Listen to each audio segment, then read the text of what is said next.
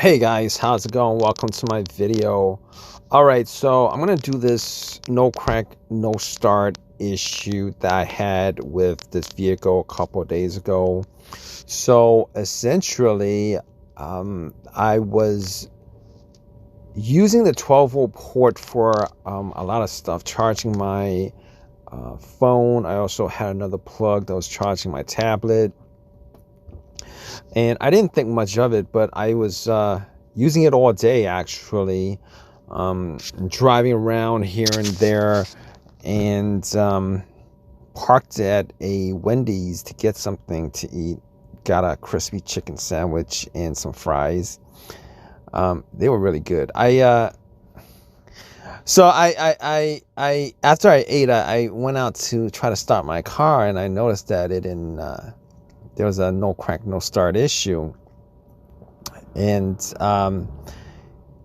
everything else would work. And I immediately, because I had this situation with another vehicle before with the 12-volt socket, sometimes if you overload it, it'll keep the vehicle from starting. Sometimes it'll keep the vehicle from locking. A lot of the issues caused by that problem. But I took the 12-volt socket out, and I was hoping that that would fix the issue, but it didn't. I tried to turn on, it didn't. So I was scratching my head over that, and I was looking, checking at the battery just to see if the battery was any good, and turn on the headlights to see if the lights were bright, and the lights were bright. I remember changing the battery out like a couple months ago. Bought the battery from Walmart, and I didn't think it was the battery, but I checked it anyway. Looked at all the both connectors, the positive, negative, just to make sure that they were clean and tight. And they were clean and tight. The battery seemed to be good. The headlights were good, so I didn't think too much of the battery being the problem. And after that, I checked out the ground wire to see whether the ground wire is the issue, and it wasn't. The ground wire was fine. It was 100% connected to the frame. There was no rust on it, anything like that. And I was really I was really stumped by the situation, really.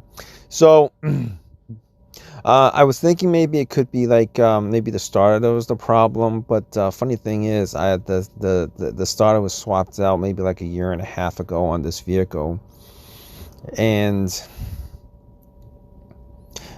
it was swapped out about a year and a half ago in the vehicle, and I kind of didn't think that that was the problem, because it wasn't a remanufactured. In fact, I actually got the starter as an original to the vehicle, so it was an original starter. It was brand new, was put in correctly. Then never had an issue with a no crack, no start up until that time.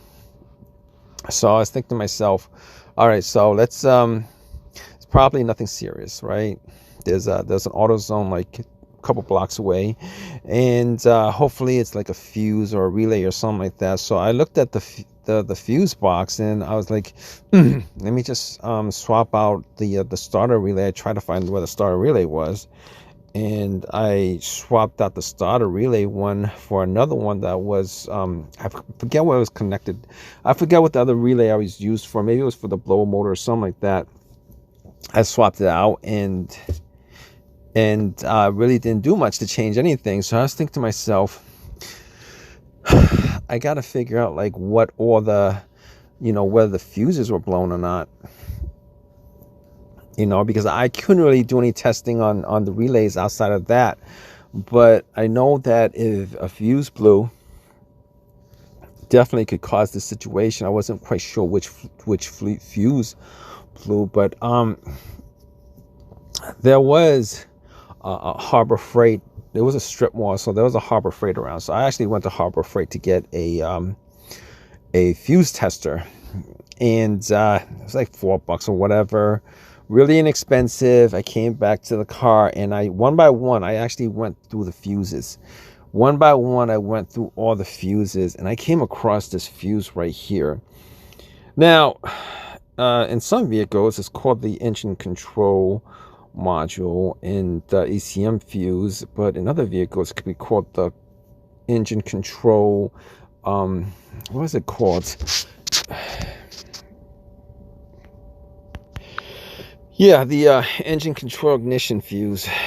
So it kind of depends on which vehicle you have, but it really depends on which vehicle you have and what the year your vehicle is.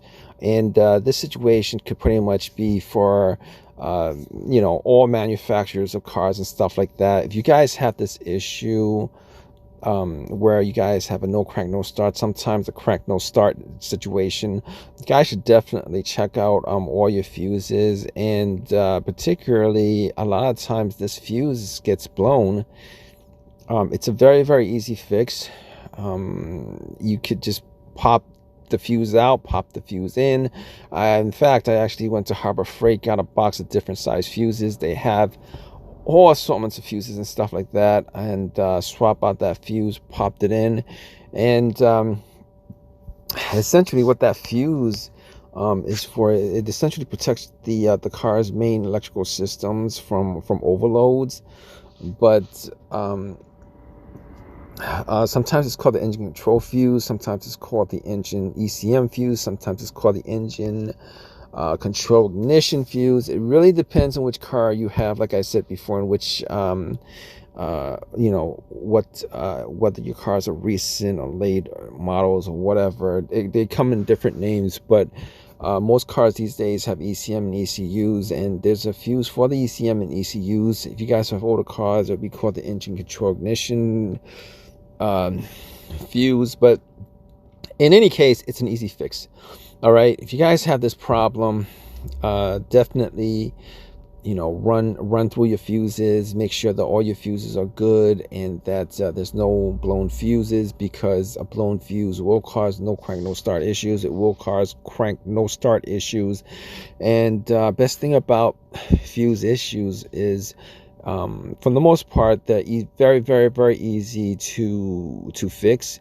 And the causes of them could be a bunch of things. I think it might have been maybe because I overloaded the 12-volt socket with let me see, the charger jack, the jack on it had like 2 USB connectors to it, and I actually connected my phone and my tablet. And I believe I also used a one of these 140 volt inverters on another 12 volt socket too. So there were 2 of them, and I used one for that, and I used the other one for the 120 volt to charge something else up. And I'm pretty sure that would have had like that would have caused that fuse to blow, or some other fuse to blow. But that was the fuse that blew. And easy fix, didn't need a tow, didn't need to do much except swap out the fuse. Hopefully whatever causes your car's issue, definitely hope that whatever's causing your car's issue could be this issue, or could be something that's easy to fix. But if you guys have your own personal experiences with this, definitely leave a comment in the comment section. Please subscribe, please give me a thumbs up, all that good stuff. All right, guys, take care.